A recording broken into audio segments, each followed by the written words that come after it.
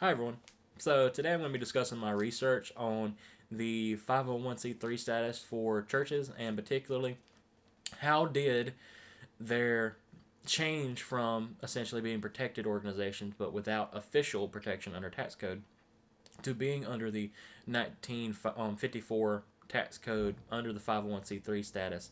How did that impact their ministry? How did that impact the way that they make decisions and trying to protect their tax status? And so, looking at this, I want to first preface this by saying why I think this research is important. As I looked at the field of religious history, obviously this is more geared towards economic history, particularly, but I will say it seems like it was a virtually a wide open field. There isn't much research in religious history at all in the mid 20th century, which is interesting because this is a major turning point for the church.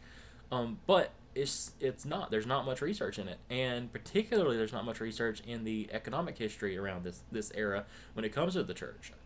There is some when it comes to events like obviously television television ministry scandals and things like that, but overall I would say that it's a virtually untouched field, and so with it going into that, it was hard to find a lot of secondary sources to corroborate my research. But with that said, I had an overwhelming amount of primary source information to be able to gain information from, and so some of that obviously is like correspondence between different pastors on how they were going to navigate certain issues.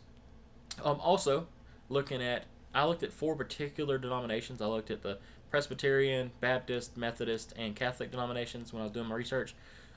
And I will say, obviously, they didn't all have the same reaction to everything as each other, but you did start to see some like similarities. Like, for example, the Baptist Church, some of their youth programs, they they tailored them to make sure that they avoided certain topics that they believed to be overtly political. And when it came to like voter guides and things within like the Presbyterian Church, they were they were making sure that they were not like overtly supporting one candidate over the other. They were just trying to show them how do you vote, and then if you're going to vote, like these are the issues that should be important to you as a Christian. But I will say that is also kind of why my research is important, is because as I was digging into it and looking at these primary sources, and also doing interviews with pastors themselves, like Brother Steve Lawson, I started to understand that it wasn't that these churches had to extremely adapt to this new circumstance. A lot of this they were already doing. A lot of this they didn't want to be overtly political. They wanted to carry out the mission of the church, with that being to share the gospel. As Brother Steve Glosson said, it's not his job to tell someone who to vote for. It's his job to share with them about Jesus. And so that's kind of what I've uncovered, is that while, yes, there were many adaptations that they made to be able to follow tax code, all of that was done to further their mission in spreading the gospel. It was a lot of things that they believed in as it was. They believe in following government regulations and laws as long as they are biblical. And I would say that through that I uncovered that the tax code has been overwhelmingly helpful to the church. While yes, they had to adapt, and while yes, that has transformed a lot of the way that the church operates with separate, distinct organizations for certain things like treasuries and a lot of the separate tax organizations, and then they have obviously like their political organizations within that that are not tax exempt. I will say that if anything, they have impacted tax code and nonprofit organization behavior more than the tax code has impacted them.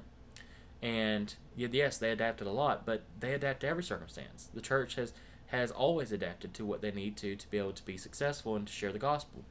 And so I will say that as of now, it has been a tremendously helpful tool.